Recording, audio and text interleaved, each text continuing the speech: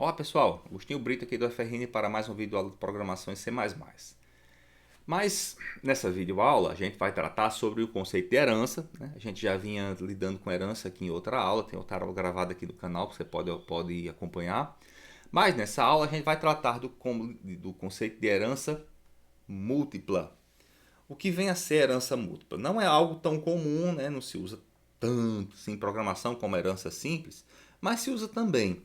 É quando você precisa herdar de mais de uma classe ao mesmo tempo. Imagina que você quer criar um veículo anfíbio, né, ou prover a ideia de um veículo anfíbio. Veículos anfíbios são aqueles veículos que andam tanto em terra quanto em água. Portanto, ele herdaria propriedades de uma classe que fosse veículo terrestre e de uma classe que fosse veículo aquático. Ele, herdando das duas, ele teria capacidade de realizar operações que as duas classes realizam. Portanto, esse tipo de herança não é uma herança simples onde você herda só de um elemento. Você herda de dois, herda de duas superclasses. E não faz sentido também para um veículo anfíbio você herdar só das propriedades do veículo terrestre ou só das propriedades dos veículos aquáticos, porque ele tem coisas das duas. E como funciona o processo de herança múltipla em C++? Ele funciona igual ao processo de herança simples, igualzinho. Só que a gente, ao invés de colocar apenas uma classe na lista de superclasses da qual você está herdando, você acrescenta uma vírgula, introduz uma vírgula e sai lançando, separados por vírgulas, as classes das quais a classe C, que no caso desse exemplo, ela herda. Eu posso herdar de mais de uma classe, não tem limite para você fazer esse tipo de herança, muito embora uma quantidade muito grande de classes, né, herdadas de superclasses dificulte a implementação. Então, como funciona o processo? Você vai ter aqui as duas classes A e B, das quais a sua classe C quer herdar, e na herança você vai especificar a classe C dessa forma. Coloca a classe C, dois pontos, né? Coloca aqui os dois pontinhos, e uma lista separada por vírgulas com as classes das quais você quer herdar, e em seguida a implementação da classe C. Vamos mostrar esse processo de implementação através de um exemplo que é mais legal da gente perceber como funciona. Aqui nós temos uma classe C que ela herda tanto de A quanto de B. O que é que a classe A tem? Ela tem implementação de uma propriedade X, a classe B tem implementação de uma propriedade Y. Todas as duas têm construtores e destrutores, né, implementados aqui, e os construtores e destrutores eles só mostram uma mensagem na saída para a gente ver que eles estão sendo chamados. A ideia desse construtor e desse destrutor das duas classes é a gente perceber como se dá o efeito do processo de herança quando você trabalha com herança múltipla.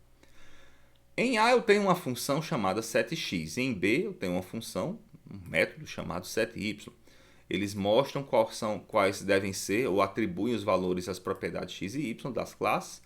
E tenho dois métodos print, né, para imprimir o valor do x e do y para cada uma. E aqui a nossa herança. A classe C ele herda usando o tipo de interface pública, tipo de herança pública, de A e de B, ou seja, as propriedades de A e de B que permaneciam privadas são vistas como privadas aqui também, né? Aqui na classe C. Os métodos públicos são vistos como públicos também. Então a gente já viu isso aí em outra videoaula, dá para entender o que é. O que vai mudar apenas é a maneira como você trabalha aqui com os métodos. O método setX e o método sety, ele é atribuído, ele é chamado aqui para o objeto C. Né? Você tem a herança da classe A e da classe B, então o x e o y vão ser chamados da mesma forma para o objeto C que você está criando aqui. Então, fazendo essa chamada, você tem a capacidade de executar os métodos da classe, né, que você criou e executar também métodos de outras classes. Vamos ver como é que funciona, né, esse processo aqui da herança múltipla. Vamos compilar esse código. G++ herança múltipla.cpp-o herança múltipla. Fiz aqui a minha compilação. E aqui está a minha implementação. eu tenho aqui o 7x, o 7y e o 7z.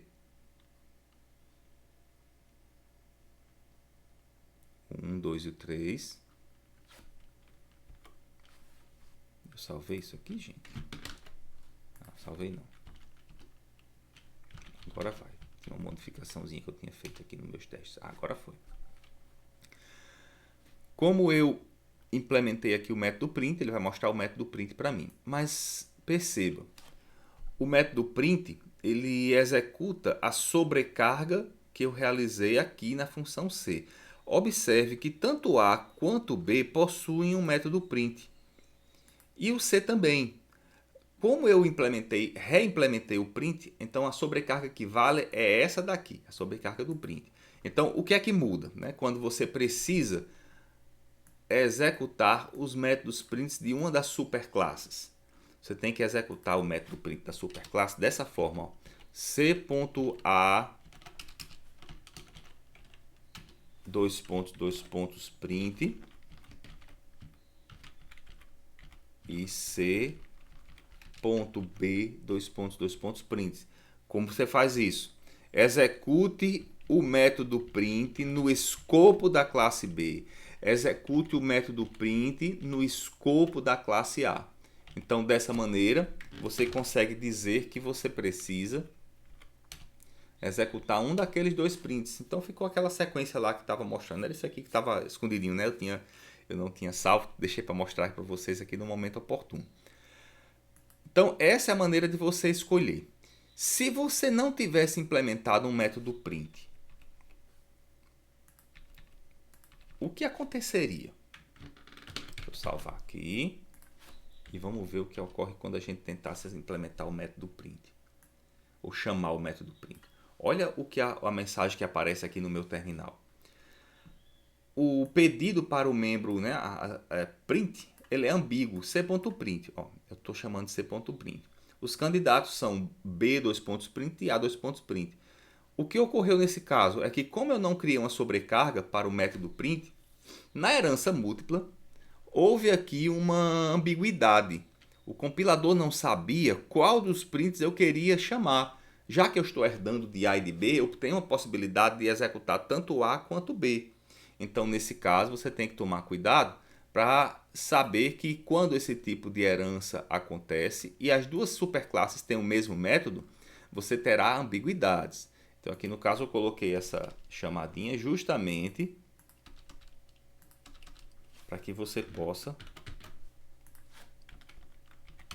fazer o uso de um método print. E claro, é um print que faz sentido aqui para a classe C, que é para ele imprimir qual é o objeto da classe. E deixar um dos dois métodos também não faz tanto sentido, porque se você mandar chamar um print da classe C, você quer que ele imprima algo relacionado com aquela classe, não com uma das superclasses que ele possui. Tá ok? Então é isso, né? As ideias foram essas dos conceitos de herança múltipla. São conceitos simples que você pode aplicar aí no seu dia a dia, caso precise disso. Mas não são necessários, né, na maioria dos casos. Na maioria dos casos você utiliza herança simples, não herança múltipla. Mas pelo menos a gente viu como é que isso pode se dar aqui na nossa, né, no nosso caso da programação em C++. Gente, até lá. Obrigado aí pela sua disponibilidade em participar aqui da nossa videoaula. Nos encontramos em outra oportunidade de aprender um pouquinho mais aqui com vocês no nosso canal. Até mais.